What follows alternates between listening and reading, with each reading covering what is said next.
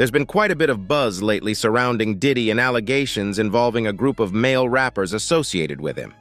Social media has been buzzing with some unsettling audio and video clips, supposedly showing some popular rappers in compromising situations with Diddy.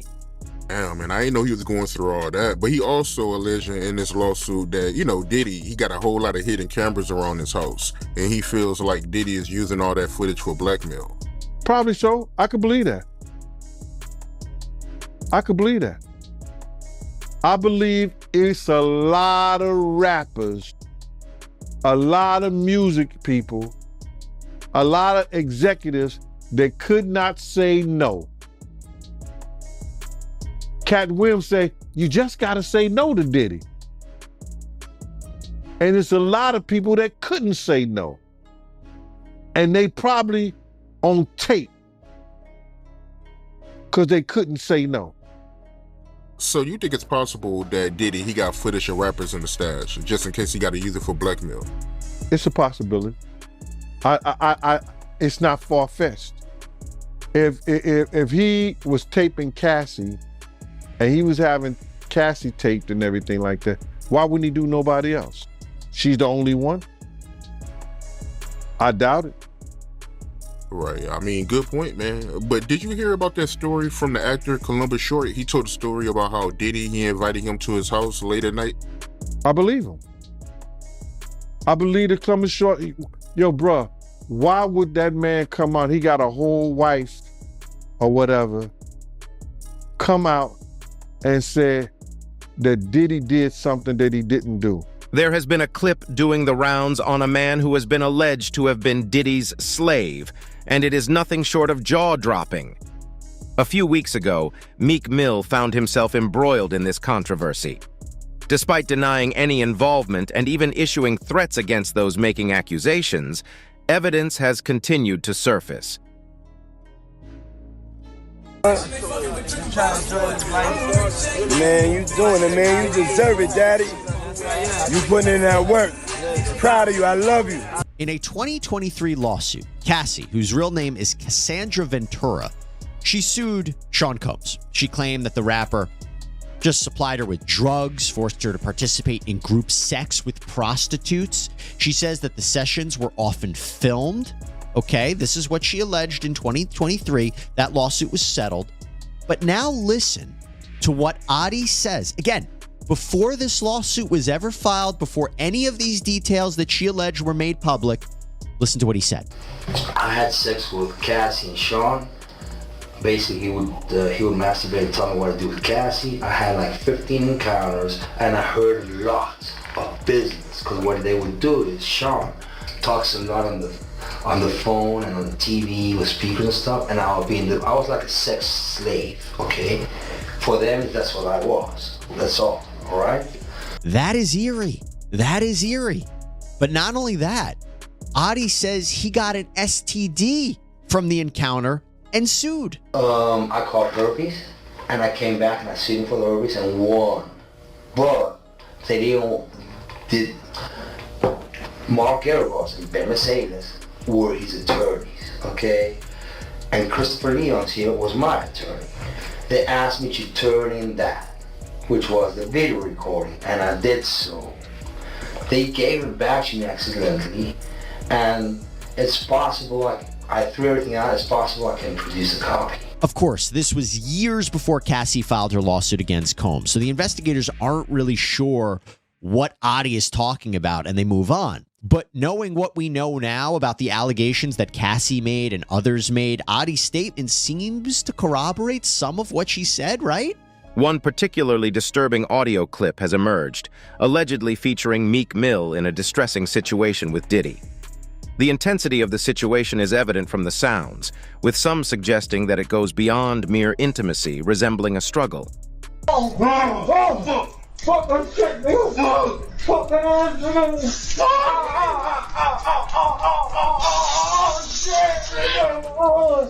the champagne was spiked, son. Like, all the champagne was spiked. Everybody was passed the fuck out. I don't drink, so I was playing that shit off like I don't fucking drink. I smoke, nigga. Like, I smoke and I had my own weed, but like everybody was passed out. Yo, Diddy had that man in the room. Look, yes, I put my ear to the fucking door and I brought the phone because Diddy started going in overdrive. I ain't know what the fuck was going on, but I just heard balls slapping against ass cheeks. I heard niggas struggling to take dick. I heard niggas being like, yeah, daddy. Like when he started all that daddy this and daddy that, and then I heard some hollering and struggling like, yeah, I kept the phone there and I recorded all that shit because I was like, this nigga Diddy rich. So I'm finna put the squeeze on and get me a couple dollars and just say, you know what I'm saying? There's nobody believed that was really Diddy beating Meek back in. But now y'all motherfuckers believe the video, right? Right? Somebody throw me a couple dollars, man. There are speculations circulating that Meek may have been drugged at one of Diddy's gatherings and subjected to assault. Gene Deal certainly believes there was something there. Because you missed this. Meek Mills. Well, he said a Philly rapper. You understand? And it was redacted in the paperwork to that because, first of all, it had Meek Mills, it had Stevie J, they had redacted their names, and they had Usher, and they redacted their names and just said a performer of the Super Bowl and a Philly rapper. Everybody kind of knew back in the day that Meek Mills and Puff was a little too friendly. Anytime two rappers or two people in the industry come dressed up alike on more than one occasion, listen here, man. My dudes in Philly, I got some real strong dudes in Philly. They don't play that shit. And they probably embarrassed for the fact to see that Meek Mills, one of the street guys that came out of there, got caught up in this Hollywood shit. He dressing like Diddy? Hugged up with Diddy? I think that Lil Rod know a lot of shit, but I know this. Two men dress alike, it's just like two men laying down. When they both get up, they both homos. And that's real talk, bruh. My man, you go to a party, dog, and the nigga got the same shirt you got on, I'm taking my shirt off. I'm walking around in a t-shirt. And then, not to blow Meek Mills up out the water or anything like that, it was said that they checked his Google search and all the other shit, and he was searching for some online gay porn and all that other shit like that. Oh, wow. That shit is crazy, bro. But listen, those are what, you know, it's crazy that money, that lifestyle, and you trying to fit into something get you. These guys never set out to do all this shit. Meek Mills, when he got into the game, he didn't set out to be questioning about his manhood with Diddy. But he put himself in that position. However, amidst these allegations, some fans argue that Meek may have been a willing participant, pointing to lyrics in one of his songs where he seemingly hints at being open to such encounters for financial reasons. But Meek Mill isn't the only one implicated in this ordeal. It appears there's a whole group of rappers allegedly connected to these rumored incidents associated with Diddy. Back in 2001, Sean Combs, known as Puff Daddy at the time, switched his stage name to P. Diddy, following accusations related to a nightclub altercation. Around this period, he also hired Derek Watkins as a full-time butler and personal assistant, who he dubbed Farnsworth Bentley. Farnsworth Bentley gained attention for his impeccable style and sophistication, appearing alongside Diddy in Making the Band Season 2 in 2005. This led to his own MTV reality show, From G's to Gents, and later success in Hollywood. Cassie Ventura, Diddy's former girlfriend of over 10 years, filed a $30 million lawsuit against him on November 16th, alleging rape, physical abuse, and sex trafficking. While Diddy's legal team has refuted Cassie's claims, suggesting they are an extortion attempt, many online believe her allegations to be true. Amidst this controversy, attention turned to Farnsworth Bentley, who gained fame as Diddy's assistant. Some social media users speculate whether he witnessed any abuse by Diddy, with some even suggesting he may have been a victim himself. Let me ask you this. What do you think Diddy and Farnsworth Bentley's real relationship was? Concubine, master. Ooh. Period. Everybody know Bentley.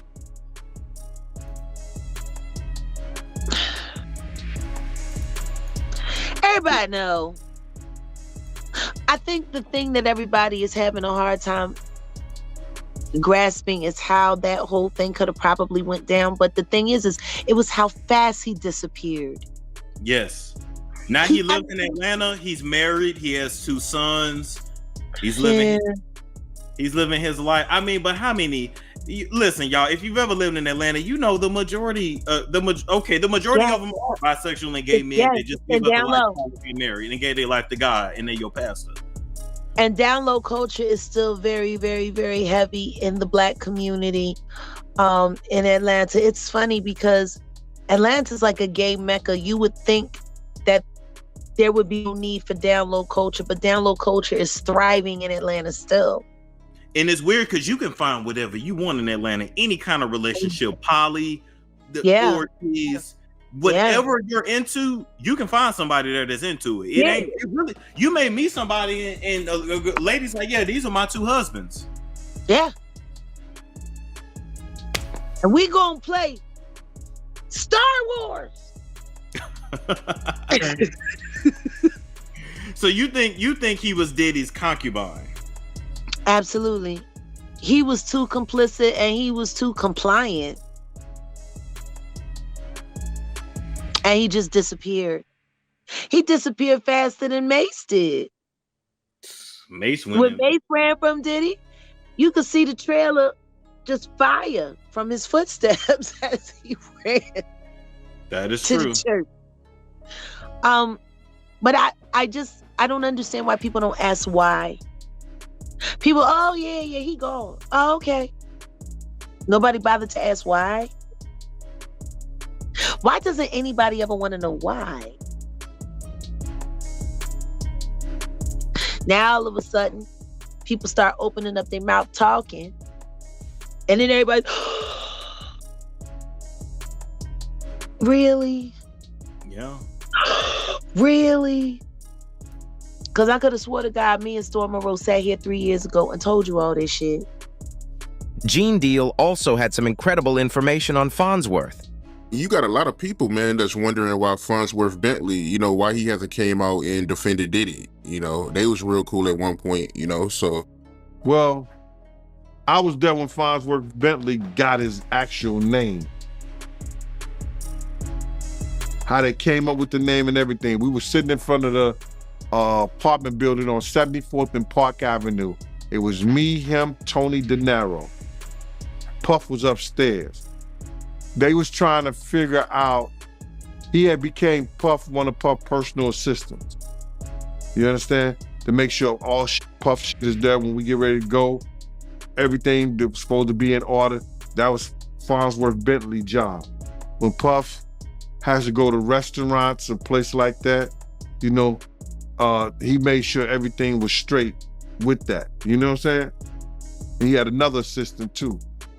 But Farnsworth Bentley was his personal assistant, put out his clothes, told him what he should wear, all that, like a stylist and personal assistant all together.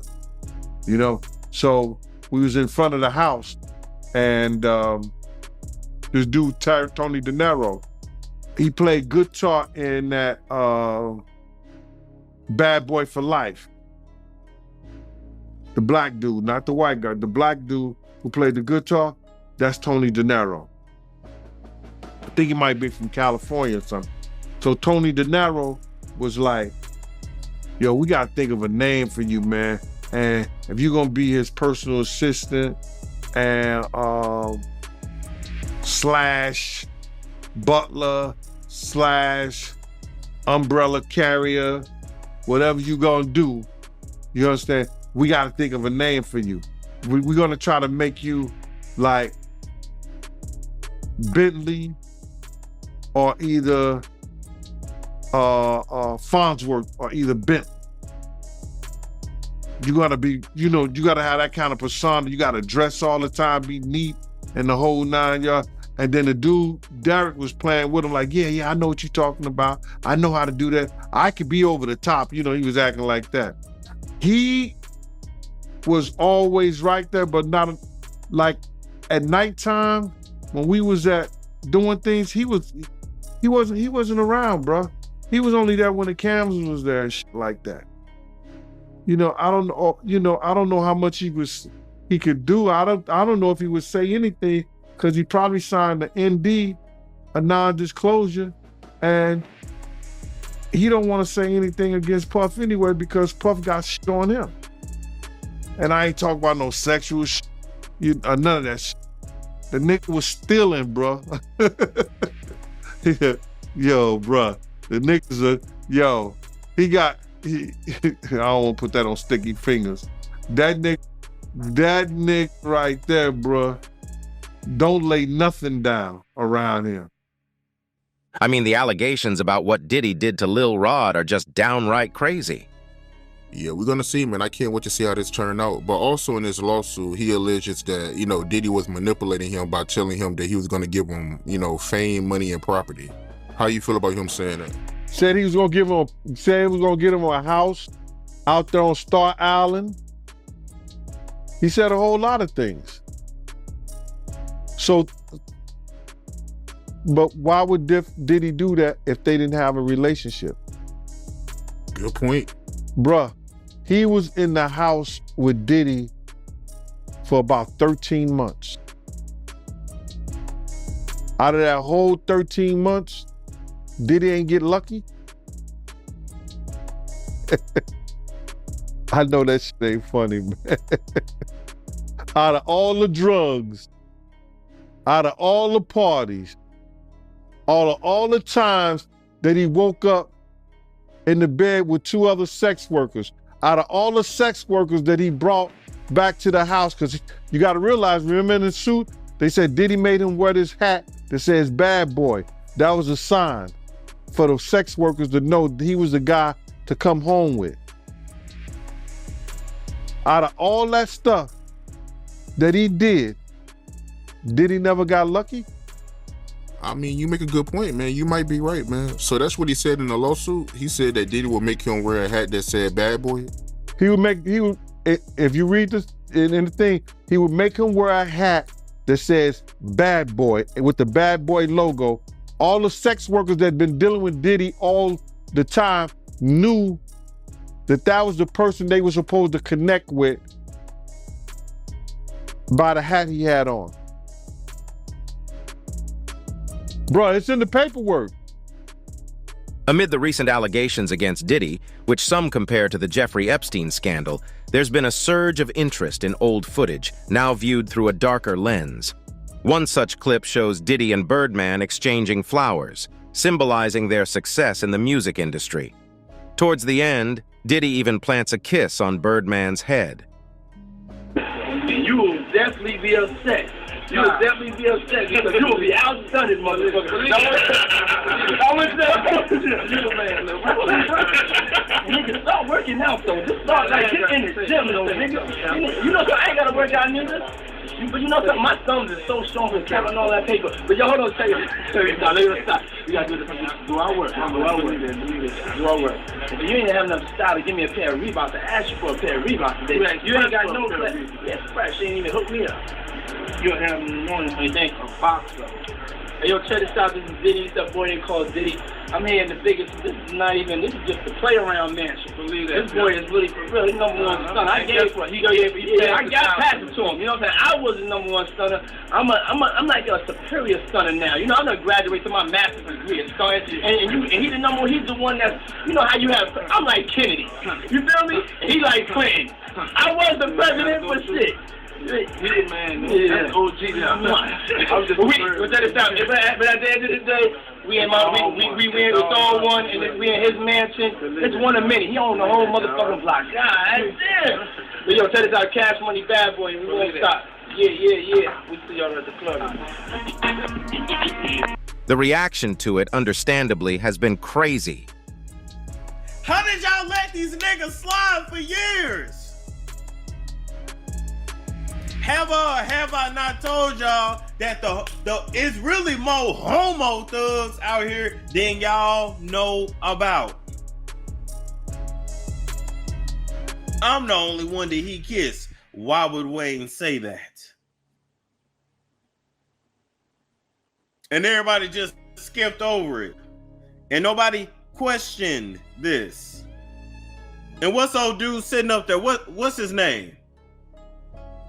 I can't think of it. There's Birdman, Wayne, and then what's the other dude right here? It's like on the tip of my tongue.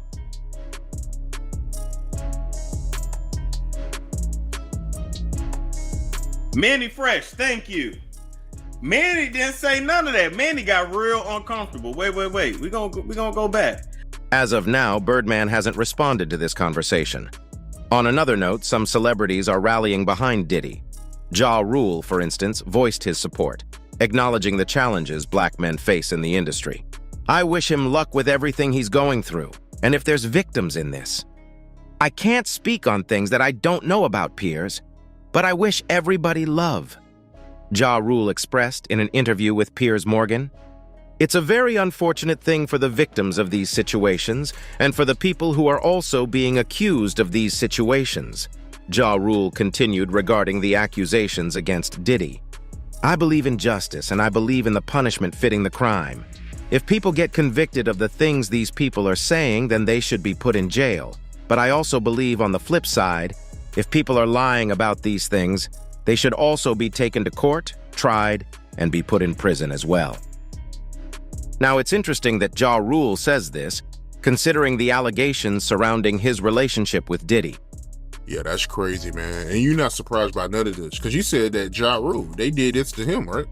No, remember, and people got it confused when I said that Ja and him was in the room with two girls, with Sarah and Sarah's girlfriend. You understand? He was trying to get Ja to go at Jay-Z. So what he did was try to get another girl, you understand, to do something with Ja. I guess, I don't know, they in the room together. So when they, in that thing, I know what he was planning on doing because I heard the conversation. I knew what was going on. He was trying to get at Ja, so if he had got Ja in any kind of uncompromising position, he could force Ja to go at Jay-Z. So that's just a thing that they use. Lil Rod, he get him in a sexual position and a sexual situation with some kind of girl, and then maybe get him high, get him drunk, or whatever like that. He don't know what he's doing. One of the guys step in, and now he doing Lil Rod. Now Lil Rod all messed up in the mind because he started off with a girl, but now he end up with a guy. He trying to put him in some kind of situation like that. They do that all the time in the industry. I want to get into this real quick, man, before we really even get started into this. And it's because something I seen today. This girl, Tiffany Red, she said that she was filing a claim against Diddy, but it touched me crazy, man, because the hurt that I seen in her voice, in her she crying, man, and she worrying about what this dude could do to her and what he has done to her. Reggie Wright, meanwhile, has been pretty clear that there are a lot of rappers currently in the closet. But you'll find out a lot of y'all favorite gangsters and tough guys and guys in prison and coming back home telling all the the great stories on YouTube and that we look up to, or you guys in the ghettos look up to.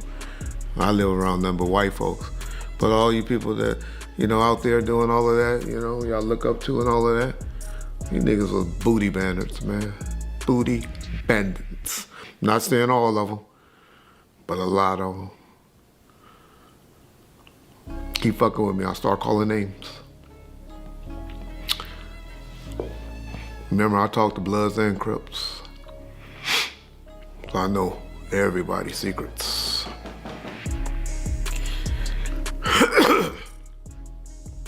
In another instance, Usher shared insights about his teenage years living with Sean Diddy Combs, which resurfaced in a video following raids on the producer's homes. During a 2016 interview on The Howard Stern Show, Usher revealed that L.A. Reid, the former CEO of Epic Records, suggested he experienced the musician's lifestyle by staying at Combs' New York City home for a year when he was around 13 or 14 years old. Reflecting on the experience, Usher described it as eye-opening, given the lavish lifestyle of the 90s music scene. However, when asked by Stern if Combs' home was filled with constant partying and orgies, Usher refuted the claim, stating it wasn't exactly the case, but admitted to witnessing some intriguing aspects. Despite being exposed to the lifestyle, Usher expressed uncertainty about fully grasping or participating in it. He noted observing curious and wild occurrences that he didn't fully understand at the time. When asked whether he would allow his own children to experience a similar environment, Usher responded with a firm, "Hell no." He shares 2 children with his ex-wife, Tamika Foster, and 2 with his wife, Jen Goicoechea. The resurfaced video gained attention amidst raids on Diddy's Los Angeles and Miami homes as part of an ongoing sex trafficking investigation. Footage showed Homeland Security agents at Diddy's Holmby Hills, California property, with his sons Justin and Christian seen being questioned. They later left the mansion. Diddy himself was spotted outside the Miami Opa-locka Executive Airport after the raid, although he wasn't handcuffed. Eyewitnesses reported he and others were stopped by federal agents allegedly while on a private jet. Meanwhile, there has been a lot of speculation as to what this means for Diddy's legacy. The common opinion, it's dusted. Unfortunate, man. You heard about these radio stations? They not even playing Diddy music no more, yo.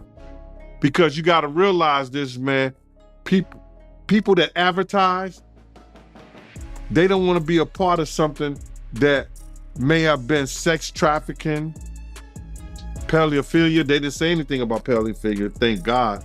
But with this sex trafficking, this Me Too shit, the advertisers don't want their advertisement in those slots where his music play. Remember when they took all Bill Cosby, the Huxtables off the air? Now all of a sudden it comes back on the air? It's the same thing. They don't want his music to play in the same time slot that they're doing advertisement in. So what they do, they take it off the air. It's a damn shame that his name will go down as the laughingstock of hip hop. That's probably one of the worst. I can't say anybody who have fell from grace, even though if he don't lose all his money and everything like that, his fall from grace will be harder than anybody we would know in hip hop. Anybody we've known in hip hop, his fall from grace will be worse than anybody. Because he will be the laughing stock. And everybody will be doing comedy skits. And you gotta realize, even before all that started, Dave Chappelle was one of the best who did them. Yeah, unfortunate, man. I just feel bad for all the artists that made timeless records over there, man. They gotta, get punished in a sense. He knew it was coming down the thing. That's why he gave them their publishing. My man, listen to me, bro. What happens is this, bro. All these big companies and this happened to athletes also, they have investigators. These investigators are paid to investigate you whether you're doing something or not. Do you understand that? The NBA have investigators on players, whether they doing something or not, and they report back to the commissioner. Hey, yo, was seen at this club, and they were doing this and doing this and doing that. And you don't even know you being investigated for nothing. But that's what they paid to do. These companies who give Diddy $200, $300 million a year to market they they have investigators. So he don't bring back no bad name on the company. That's why they pay these people, bruh.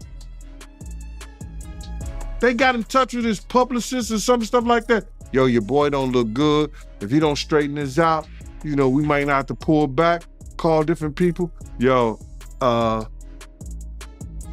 you notice that he started talking about Cassie way before she came out with the lawsuit. And hit him with the lawsuit. With 2 other women or whatever like that. I don't know if he was with Kim, but he was with Young Miami and stuff like that, and gave her a shout out at the Grammys. You think he didn't know that? You didn't think he didn't know what's coming with the lawsuit? What was going down? 3 to 6 months before we even knew anything about it.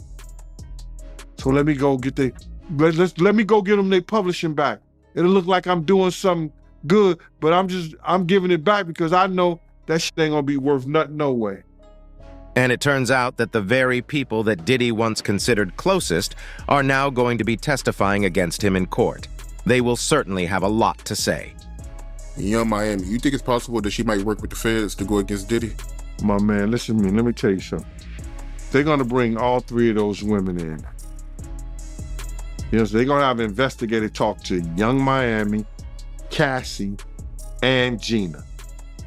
They all had a relationship with Puff at the same time.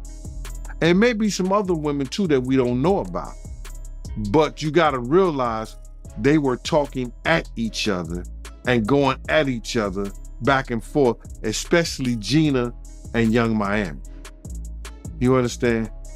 Young Miami said some things that it's not sex trafficking, but it shows that Diddy had the power to make people do things they may not want to do. Because Young Miami told Gina, you know you're a carpet muncher, and if I tell Diddy to tell you to eat my box, you would. You would.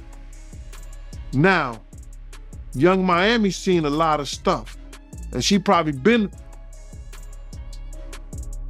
in part of a lot of stuff because she said she liked to be peed on. She could have been playing, I don't know. I don't know. Don't really care. But those 3 women, they're gonna have a lot of stuff to talk about. And the investigators are gonna ask them.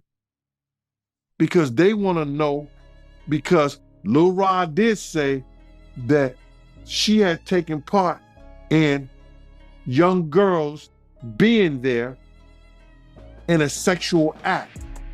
So now, those 3 women, Cassie, Gina, and Young Miami, they might be the star witness. Whatever she tell those investigators, she better be willing to tell that to the courts. Because you'll be sitting up like Lil' Kim, you get 5 years in jail, you lied to a federal agent. How you feel about Diddy Shove? I think she got a lawsuit against him. Oh yeah, I'm not familiar with the case, but I'm familiar with the story. He would have his guests over and she had to fix them food after they had they sexapade, that Sean would be, Diddy would, Puff, Brother Love would be naked and she still would have to serve him and watch him when she bring him his food, he would be naked and shit like that. And she thought that was very inappropriate. That was inappropriate.